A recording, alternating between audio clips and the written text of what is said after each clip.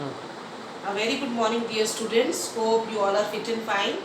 Today I am going to start new chapter, that is the basic chapter of your syllabus. Name of the chapter is Language of Chemistry. In this chapter we will study about the different basic concepts related to chemistry. Now, although we have discussed lot many things earlier also in different chapters, but in this chapter we will revise all those things and some new terms also we will learn. So today I am going to discuss first of all the concept of element, mixture, compounds. What are elements? Elements are the pure substances which are made up of same kind of atoms. Hydrogen, oxygen, nitrogen, fluorine, chlorine, all these are elements. The question is, why elements are considered as the pure substances? Elements are also known as pure substances because elements are made up of same kind of atoms. If you remember, earlier also we discussed about this concept in one of the video. And all the atoms, all the molecules of the elements, they show the properties of that particular element only. That's why elements are also known as pure substances. Moving on to the next one, I have written here mixtures. Mixtures, we use this word impure with mixtures.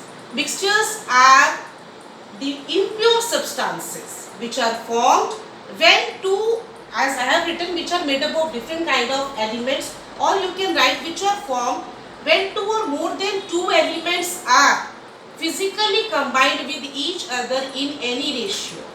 When I am using the word physically combined, it means there is no chemical reaction which occur between the elements. Air is the best example. Air is a mixture of different gases. Mixture of sand and iron fillings. Mixture of sand and sulfur powder. Not many examples are there. And mixtures do not have any formula. Compounds. Compounds are the pure substances which are formed when two or more than two elements are chemically combined with each other in a fixed ratio. Here the word chemically combined is important because when compounds are formed, then chemical reaction occur between the elements and thus it leads to the formation of a new substance which we call compound. And the elements, they are mixed with each other, as I said, chemically combined with each other in a fixed ratio. Water, H2O, carbon dioxide, CO2, HCl, hydrochloric acid, NH3, ammonia, all these are the examples of compounds. So first of all, we just summarize what is element, compound and mixture and what is the difference between these three terms, in which elements and compounds are the pure substances and mixtures are the impure substances. Moving on to the next, I have written symbols. What are symbols? Symbols are the short or abbreviated form for the name of the element. Why do we use symbol? We use symbol for our convenience. Berzelius was the scientist who gave this idea that we should use symbol instead of using certain figure. Earlier Dalton was there who said we can draw certain figures to represent an element. Then Berzelius was that person who gave this idea. Instead of drawing the figure, we can use the letters of the alphabet to represent this symbol. There are many elements which started with the same letter. So in few cases, first letter is used as symbol. In few cases, first two letters of the name of the element is used as symbol. In few cases, first two letters of the name of that element in Latin language, that is used as symbol. So basically, what are symbols? These are the short or the abbreviated form for the names of the element, which we use during chemical reaction or to represent. It is easy to remember, it is easy to write, it is easy to recall. For this purpose, we are using symbol. For example, symbol of carbon is C. Calcium also started with the same letter, that is C, but symbol of calcium is Ca. And while writing the symbol, one point you have to keep in your mind that first letter should be capital and second letter should be small. For example, sodium, in Latin language it is called natrium. So symbol is Na. So how you will write? If you will write like this is wrong. No. The correct way of writing symbol, first letter should be capital, second small. This is how you will write. So about the concept of symbol. Now next one is valency. In our previous chapter, the atomic structure also we discussed about this concept. What is valence? It is the number of electron lose or gain by the atom of an element to get stable. As we discussed that metals have positive valency, non-metals have negative valency. Elements having 1, 2 or 3 electrons in their outermost shell, they are known as metals. Elements having 4, 5, 6 or 7 electrons in their outermost shell, they are non-metals. So valency is basically, we can say, the number of electron which is required, either lose or gain, by the atom of an element to get stable, that is its valence. And it plays very important role in writing the chemical formula. In next lecture, when I will discuss about the concept of chemical formula, that how do we write down the chemical formula by using the concept of symbol and valency. So both these terms are very important in that particular case. After valency, I have written one more term, that is variable valency. Variable means variation. So there is one term, variable valency, which is for such element which exhibit more than one valence. So this phenomena is known as concept of variable valence. For example, iron, Fe2 positive and Fe3 positive. 2 positive and 3 positive, these are the valencies which are exhibited by iron. So this is known as variable valency. I have given you one example. There are other examples also. For lead also we are having, for tin also we are having. There are different elements which show variable valence. Now here I would like to discuss one more thing which is decided by IUPAC, International Union for Pure and Applied Chemistry, for such elements which exhibit variable valency. One example I am giving. In the same manner you can go for other examples also. See here.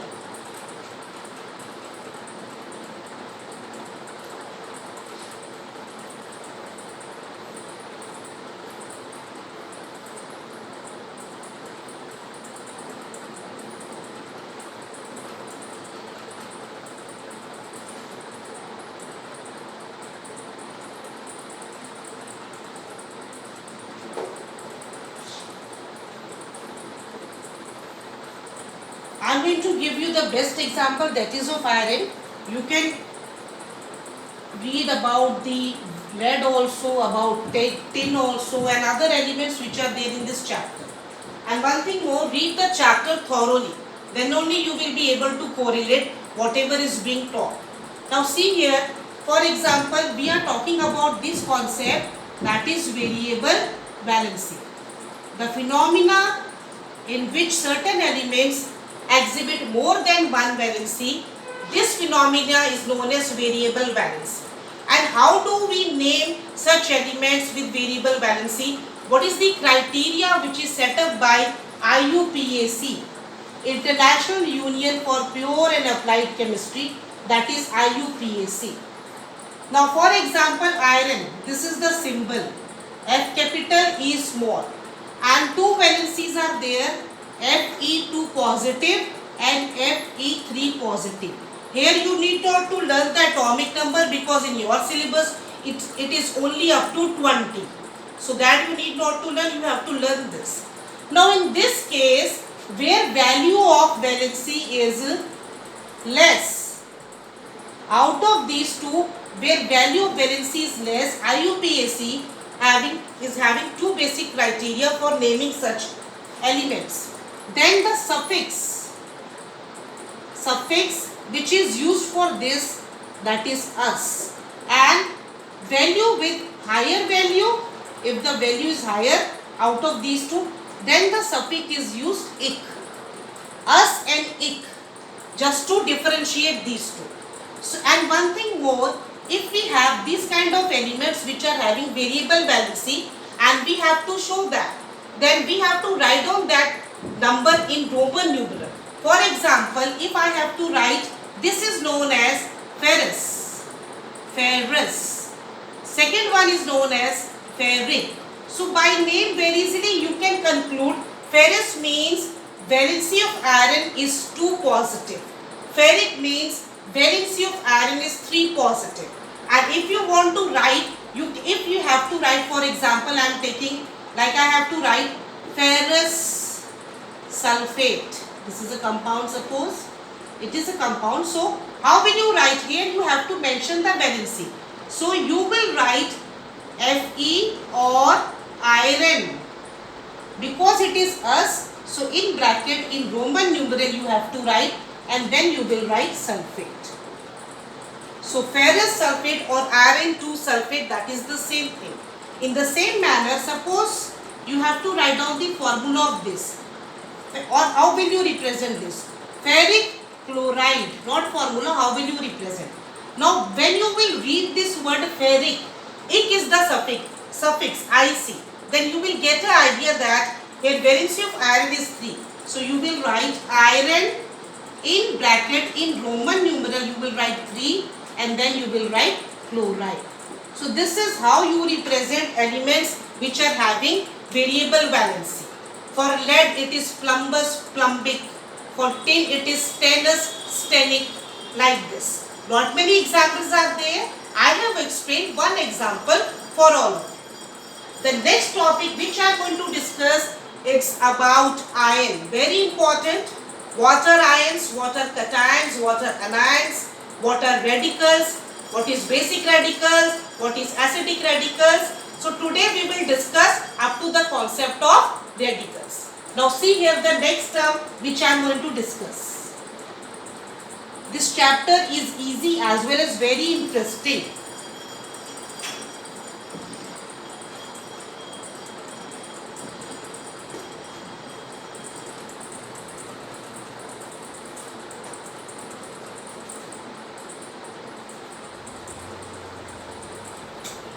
Okay. Now I am going to write one term on the blackboard. Try to understand this.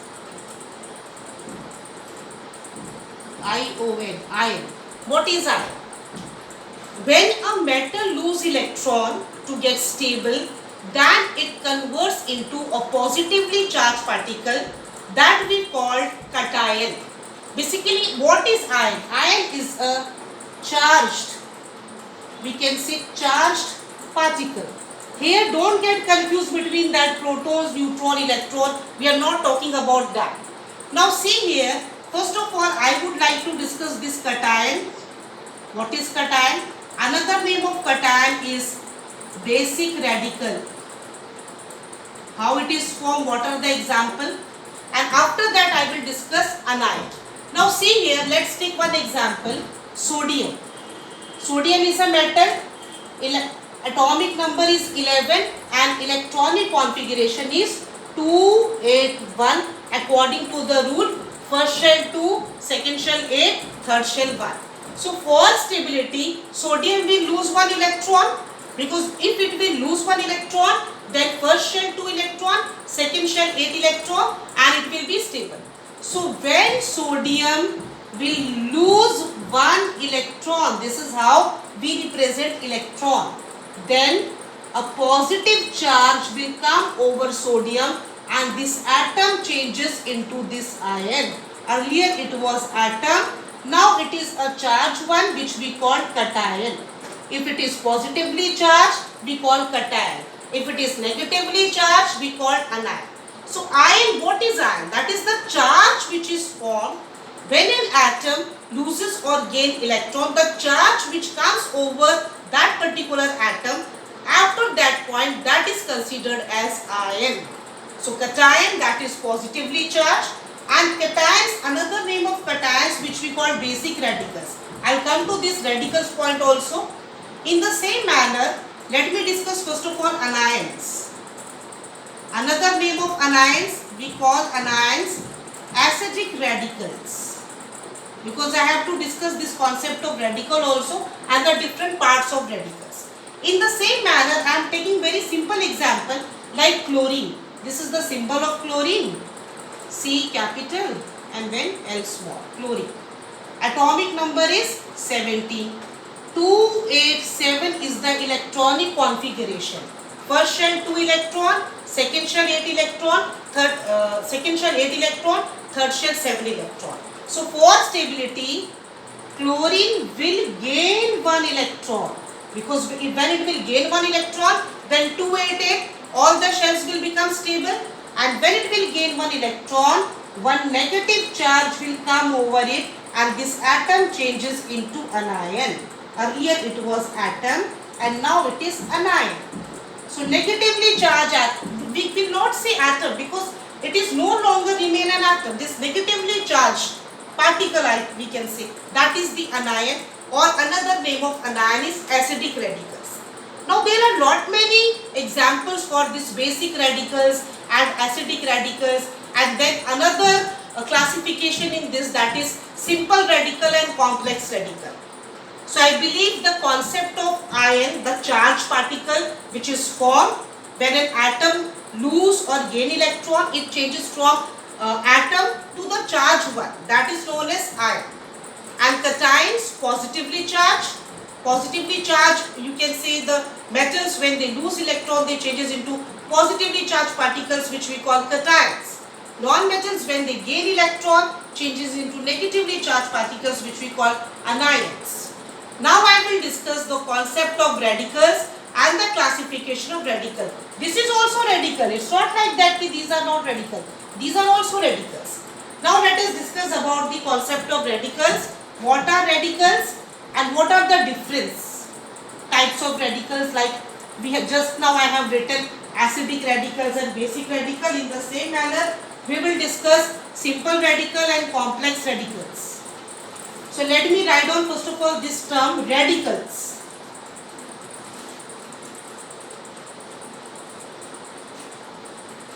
Radicals. Radicals are the atoms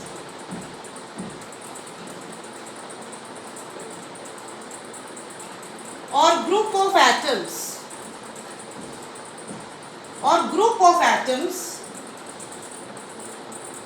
which exist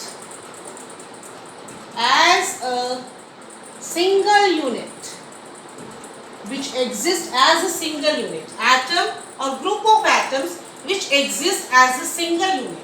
And one important point, radicals are always exist with a charge.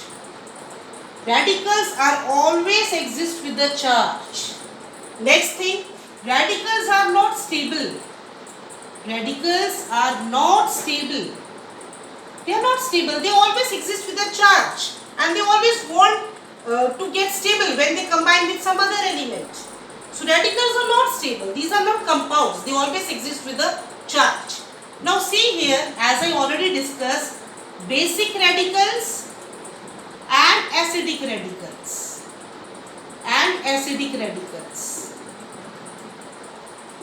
Basic radicals and acidic radicals.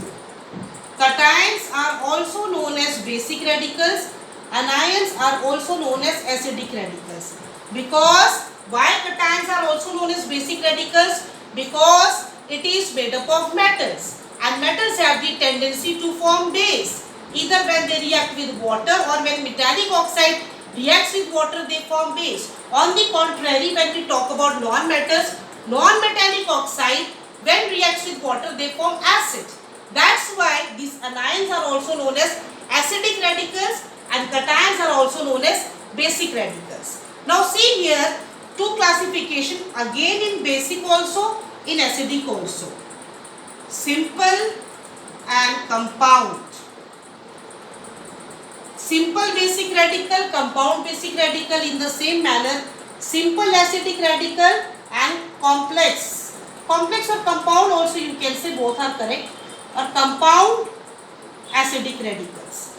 Now first of all you should know the difference between these two terms, simple radical, compound radical, or simple radical, complex radical.